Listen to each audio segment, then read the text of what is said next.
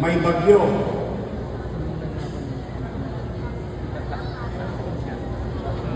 Pero hindi po sa akin nag-detect yung bagyo. Since this morning, your city government has been monitoring the trajectory of the so-called typhoon. But rest assured, by this evening, early this evening, dito, mamayang 7:20, ay mag-aalabas na kami na update. Last, I, as your mayor, would like to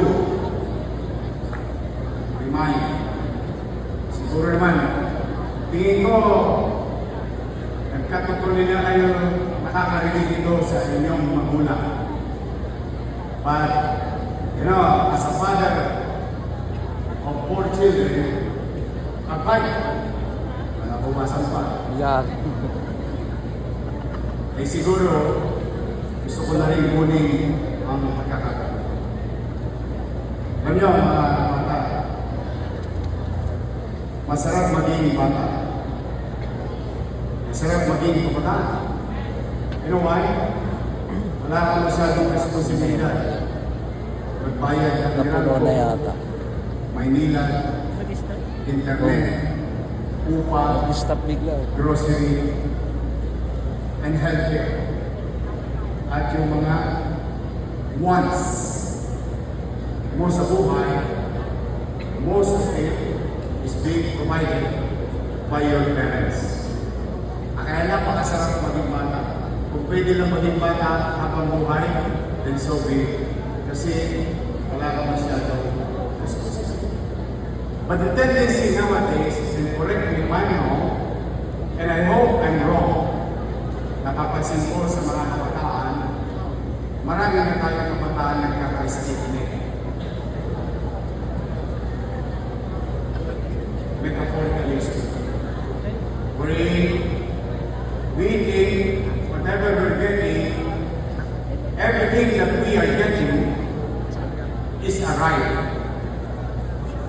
Nakalimutan na natin, some of it are privileges. And we tend to go on and believing in other cultures or culture the way they are, which is not Filipino, to adapt. At sasabihin na natin, obligasyon naman yan eh. Trabaho naman yan eh. Dapat lang. Yan. Hindi yung naririnig ko yan sa conversation sa and so what? Hindi ba naman bang masamang tayo matutong maging mapagpasalamat? Or a simple appreciation of what God gave us and our parents provided us, or even our schools provided us, or even the government if there is provided us. So my point is, while it is some of it are rights, but most of it are privileges. Papalala ko yung tinulong sa atin ng ating mga teacher nung elementary. Ang hindi lumingon sa pinanggalingan ay hindi makararating sa karoon. I just want you to be appreciative, and there is no harm. There is no harm in saying thank you to the people that who have helped you achieving your dreams. Mga kabataan, itong tipo ng salitaan ito ang pinaka-boring na part ng isang public conversation. But I ought to speak that way today because I believe kakaiba ang Batang Maynila.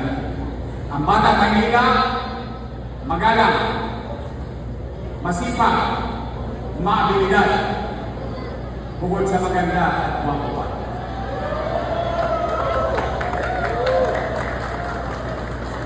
And I do believe in that. Kung hindi ko ginamit ang sipag at abilidad at paglingon sa aking mga nakasama, malamang wala ko sa harapan ninyo.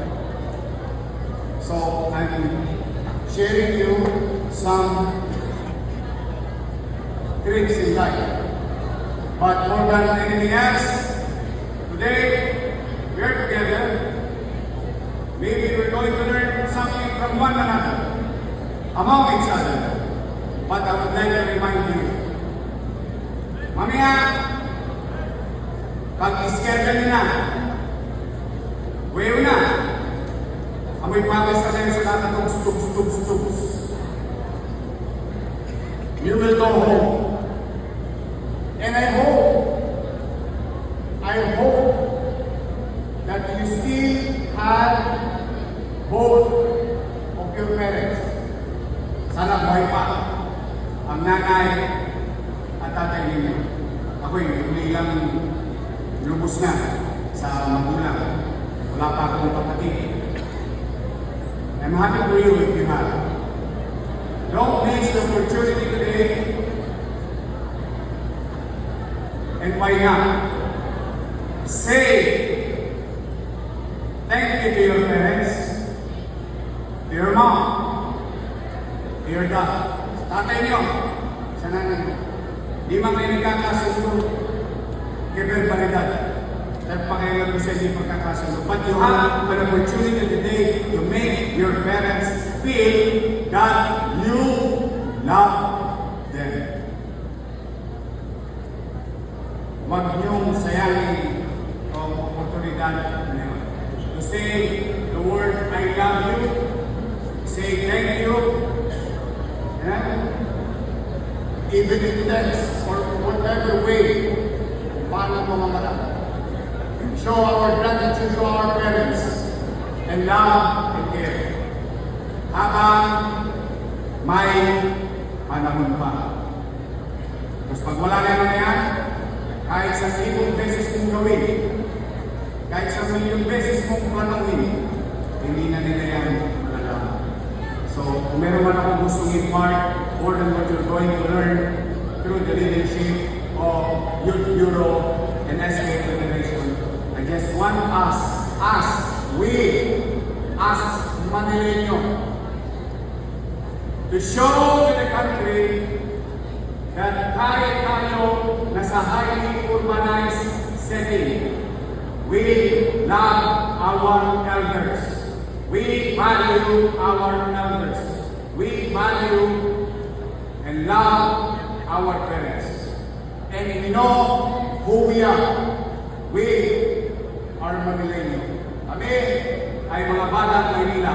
Katulad ng tinuring sa kanta kanina, ang awit ng Maynila. Anong sinasabi?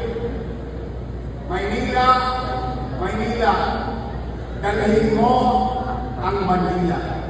Then, let's start from there. Our attitude towards our parents is showing love and care and appreciation for them. So, maaaring gawin nyo, maaaring hindi. But, again and again, parang silang plaka, paulit-ulit kong sinasabi at paulit-ulit kong sasabihin, don't miss the opportunity to make them feel that you really love and care for them. So, for now, I wish you all the best and safety. Pag kailangan ninyo ng doxycycline, available sa aking mga hospital at health center. Dahil alam ko, pag bumagyo, malamang sa hindi, may pasok pa rin kayo. At malamang sa hindi, nasa baka kayo. And I don't want you to get infected. It's very dangerous nowadays. I hope the leaders of this country, some leaders of this country learn the lessons of their mistakes and not for our children, the next generation, not to suffer the same thing that we are suffering today. But we must continue to move forward and in our own little way as your local government unit, may mga gamot po kami na makapagdadagdag ang kaligtasan at proteksyon sa bawat isa sa inyo. So I wish you all the best and may God continue to guide and bless each and every one of you. Congratulations, Youth Bureau. Congratulations, SK Federations. Congratulations, mga kabataan ng lungsod ng Maynila. Sino ang nanalo? Team Nanay o Team Ataps? May pasok pa rin. Charot. Ingat kayo pag palagi na kayo ng tubig. Maraming salamat. Manila! God bless. Thank you.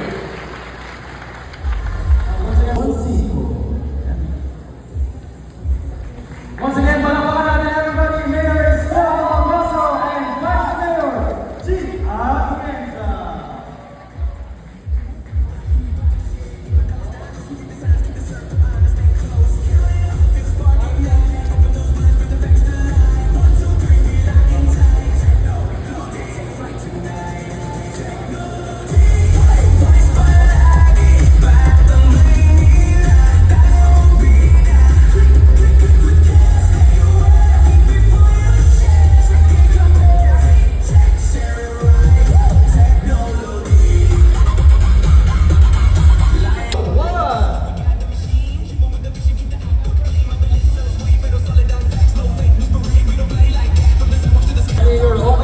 Batiin tayo harap lahat.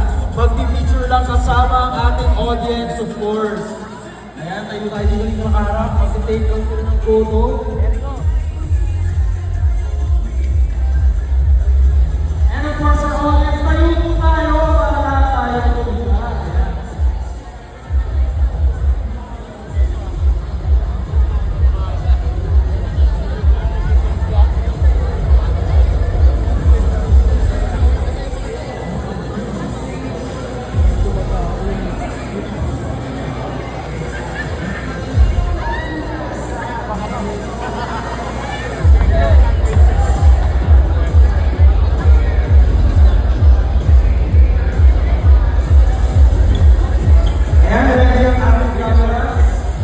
Closer now, everybody, kung ano kayo, lapit na tayo.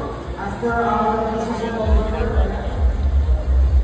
Yan, closer na po yung iba, tayo kumawit para makita sa ating photo. Yan yung mga nasa taas po natin, tayo rin po tayo. Mga batang Manila, dyan pa ba kayo? Yan, tayo po tayo. Lahat ng mga nasa bleachers. Yan, sa our photo. In 3, 2, 1.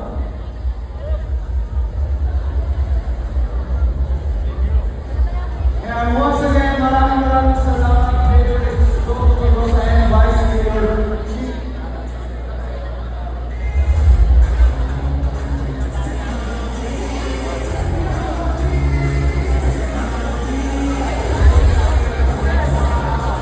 And you know what, kaya agree ako sa sinabi ni Mayor Italia, discussing about technology can be for the betterment of our people or for the worse extent. Especially now with artificial intelligence, kailangan mas maganda tayo kailangan ng information online. Totoo yan. As a student, pero honestly, not just for technology students. This applies to everyone. Technology really is deeply intertwined na talaga with our true lives. You know what? That is true. Hindi ka na mo hindi alam na kung gagawin ko wala ang center na ako. And of course, for our next message, we will be giving it from the National Youth Commission. Let us welcome Honorable Jeff Ortega, the chairperson of the National Youth Commission. Everybody eyes on screen, let's watch this.